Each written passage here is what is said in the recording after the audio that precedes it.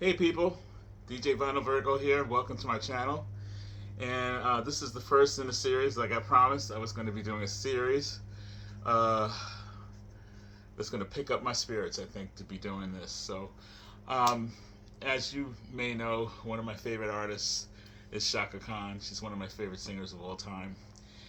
She's just an obsession of mine, and I don't see a lot of Shaka uh, channels. So I'm not a Shaka channel, but I'm going to focus on a series now that I'm going to just call the Shaka series.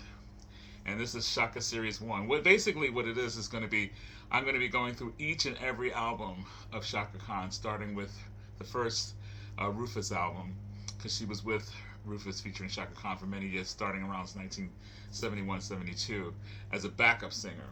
But by the time that they got signed and were ready to record, they were going through a transition where Paulette McWilliams, who was one of their lead vocalists, Stoddart was the other vocalist, multi-instrumentalist in the band. So there was two vocalists in the band. Shaka Khan was a backup singer in the band. By the time they got their record deal and they were ready to record, Paulette McWilliams decided to go solo, just to go on her own. And so they brought little 19-year-old Shaka Khan from backup status to co-lead with Ron Stoddart.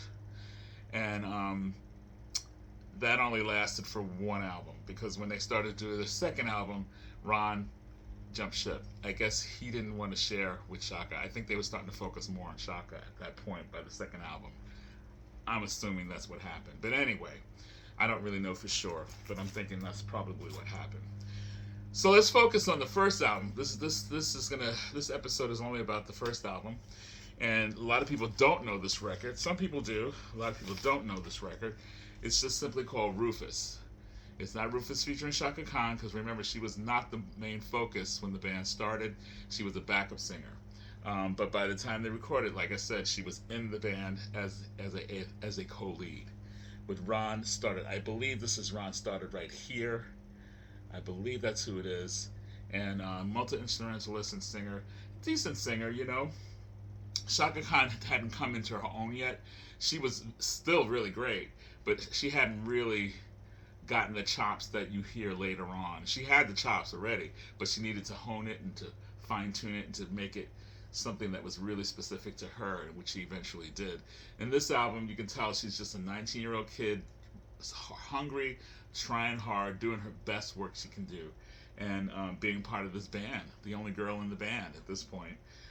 So it's on ABC Records. It was recorded in 1972. Was put out in 1973. It was recorded in California, and they were from Chicago, but they recorded in California. It's a gatefold. It's got the lyrics all there.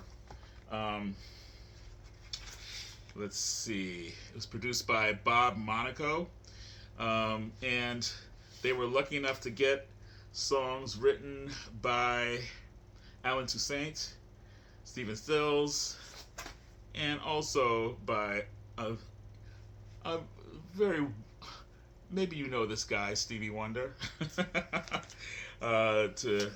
give him a song to do on this record. So basically, this is kind of like a rock soul record, more of a rock sounding record. They found that Shaka Khan could do it all. They do kind of like a gospel-y thing on here, which she kind of does not. She doesn't do. It's actually done by Ron, but she does some really great ballads on here. She does some interesting stuff. It starts out with a song called "Slip and Slide," which is kind of a quirky kind of up-tempo rock tune. Has a little bit of a church sound to it. And Ron sings the lead on that one. It's okay. It's not the best song. Shaka Khan comes in on the second song called "Keep It Coming," which is a decent mid-tempo kind of soulful song with a little rock edge to it. You start to see that she's finding her way through vocally, but the song is not something that's something going to stick in your mind forever. It's not a real memorable song, so keep it coming. And then they go into "There's No Telling." I believe that is sung by Ron Stockard. Stockard, that's his name, Ron Stockard. He wrote the song "There's No Telling," and I believe he sings on that one. He sings the lead on that, and it's pretty decent. And that one has more of a, I believe, kind of a gospel-y sound to it. Next is, to me, what really was doing it for them. And I believe this was a hit for them. And it's called "Maybe Your Baby." Maybe your baby done made some other plans. Now Stevie already had recorded it, but he gave them the rights to record it, and she did a really nice version of that. She really killed it. But Stevie Wonder's is probably the definitive version of that. But again, and you get to see where Stevie he actually writes songs for them for their second album. So he was aware of them, I'm sure. "Maybe Your Baby" is really good. Then they go into a ballad called "I Finally Found You," which is a cute ballad. It's, again, not overly memorable, but it shows a soft and pleasant sound of Shaka. The band is tight. The band is good. The band kind of reminds me a little bit of like, James Taylor-ish, kind of Jim Croce mix. They have that kind of sound to them. Just a very American rock, singer-songwriter kind of band. You know what I mean? Nothing heavy, not like metal, not like bluesy, not hard, not nothing like that. But just kind of middle of the road American rock and roll with a soul take on it. Now, of course, when they go into their next record and the following one, they start to transition more into the soul funk thing with a little bit of rock in it. So they transition a little bit. They change their style. But this album is more of a rock album. This is their most rock album, I believe. "I Finally Found You." Then another song which became a single of theirs goes "Feel Good." Don't it feel good to be? Don't it feel good? That starts the second side. And again, that was written by the guitarist Al Senior, who was in the band for the first two albums, and then he left. And then I think Tony Maiden took over. I think Tony Maiden, I believe, became the guitarist later on.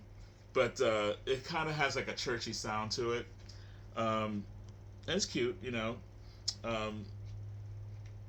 let's see. Then they do a song called "Satisfied." I don't remember that one too much. "Hall and Cole," I believe that one's sung by Ron Stockard. So he's trying to stay as a co-lead on this album. There's definitely they share the vocals on this album pretty evenly. But the next album becomes more of a Chaka Khan thing. So Hall and Cole.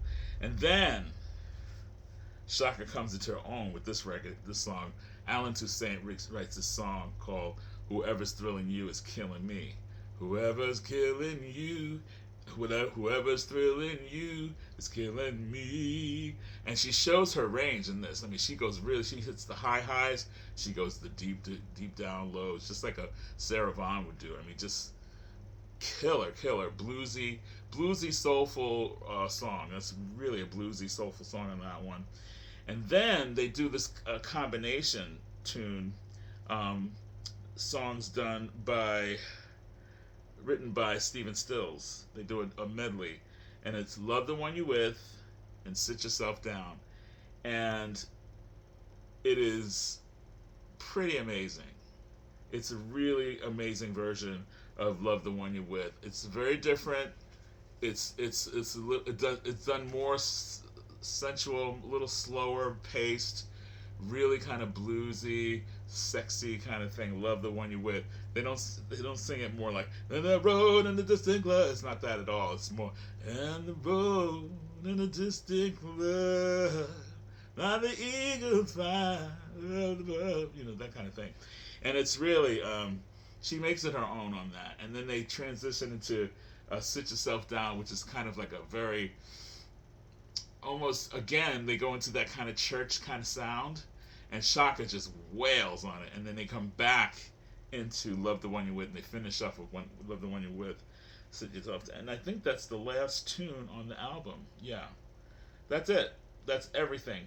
All the arrangements were done by Rufus. It was recorded at Quantum Studios in Torrance, California. Don Sciarrata was the chief engineer. Arnie Acosta did the mastering at Mastering Lab in Hollywood, California.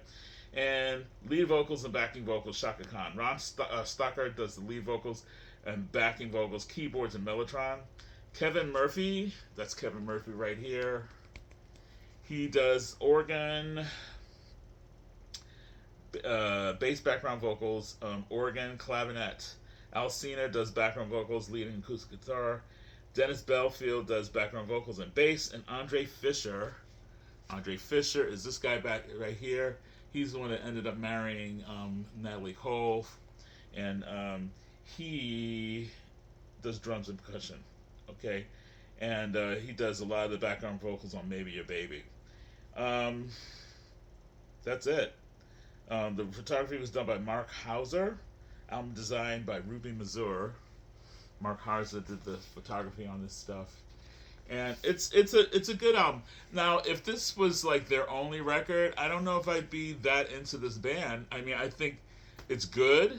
It's not their best, but but for what it is, it's really good. It's a really good record. It's not a bad record, and there's not a bad tune on the record. I think "Slip and Slide" is probably the cheesiest song on the record, but in my opinion, but